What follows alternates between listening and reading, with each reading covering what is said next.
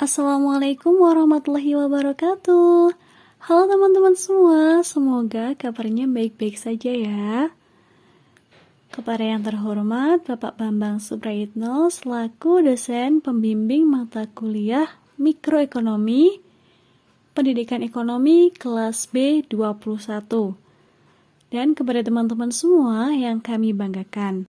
Video ini guna memenuhi tugas mikroekonomi dengan dosen pengampu Bapak Bambang Suprayitno. Kami dari kelompok 11 Oligopoli kelas B21 Pendidikan Ekonomi Universitas Negeri Yogyakarta. Langsung saja kami dari kelompok 11 akan menjelaskan mengenai pasar persaingan tidak sempurna atau oligopoli. Mungkin istilah oligopoli ini sudah tidak asing lagi ya, terdengar di telinga teman-teman semua.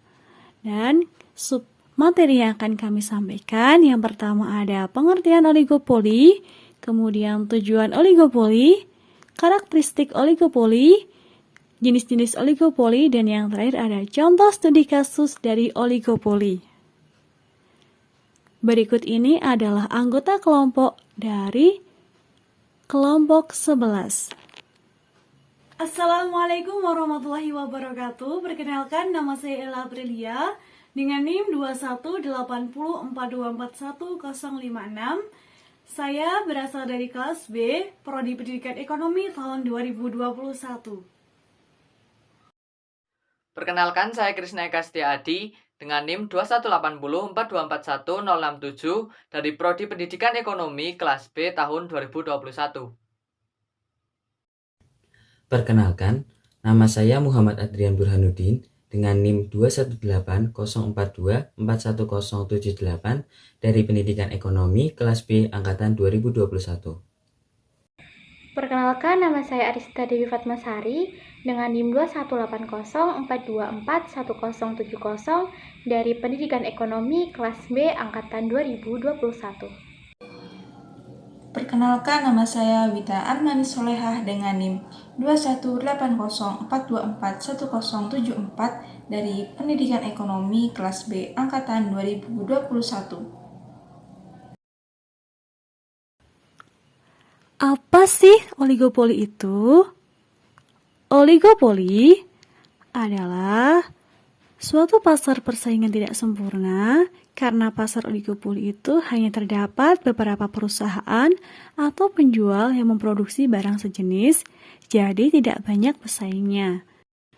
Kemudian, pengertian oligopoli secara umum yaitu suatu keadaan di mana hanya ada 2-10 perusahaan yang menguasai pasar baik secara sendiri-sendiri atau independen atau secara bersama-sama yang mana perilaku antar perusahaan saling ketergantungan satu sama lain. Contoh pasar oligopoli. Yang pertama yaitu pasar mobil. Di dalam pasar mobil ini kita jumpai perusahaan yang memproduksi barang sejenis itu hanya sedikit. Bahkan pesaingnya juga sedikit. Dengan demikian, persaingan pasar disebut sebagai persaingan pasar tidak sempurna. Yang kedua yaitu pasar elektronik.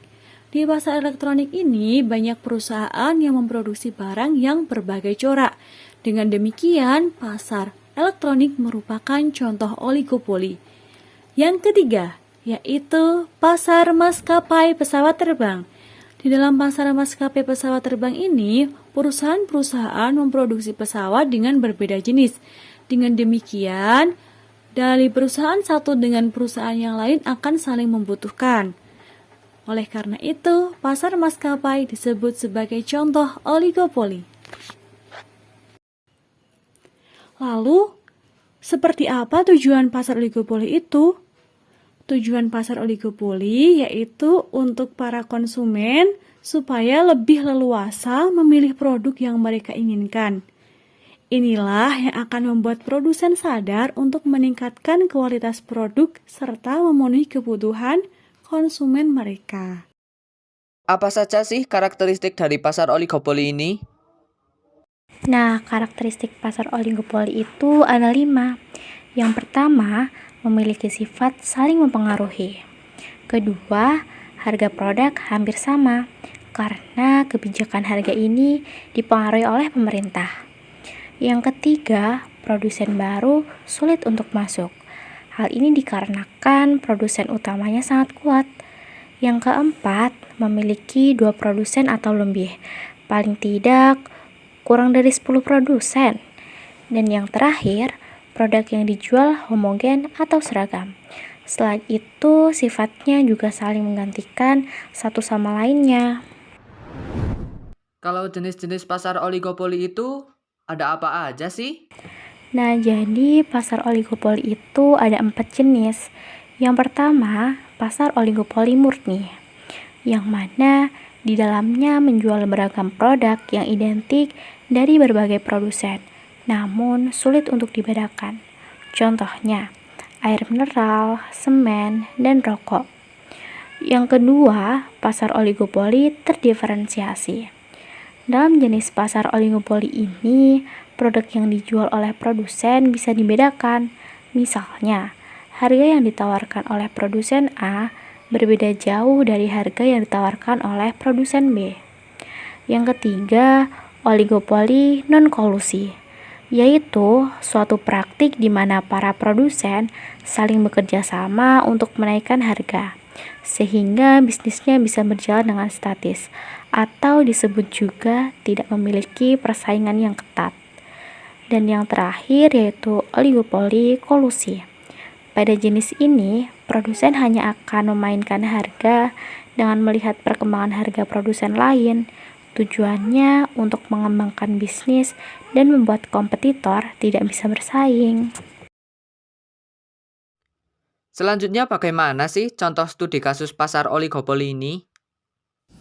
Untuk lebih memahami seperti apa oligopoli, perhatikan game teori ini.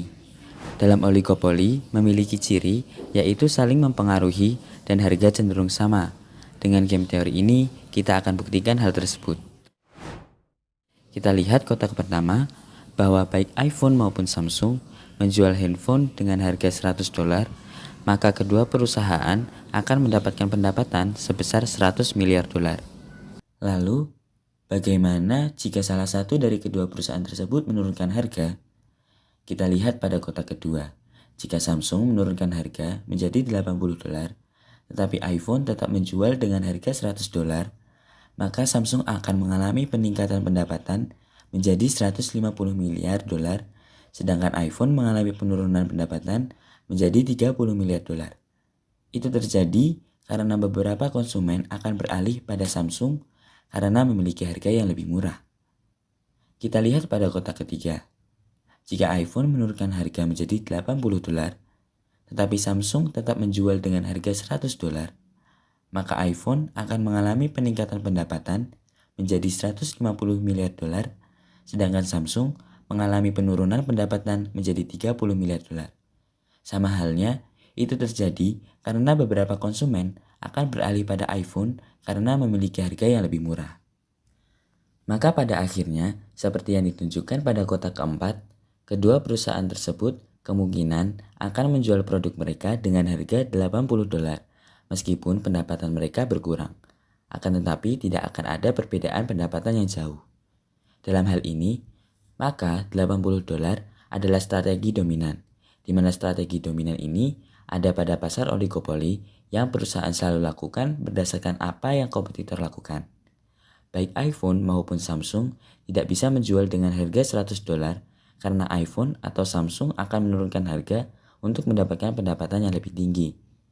Maka kedua perusahaan akan berujung pada harga yang sama dan lebih rendah sehingga pendapatan pun rendah pula.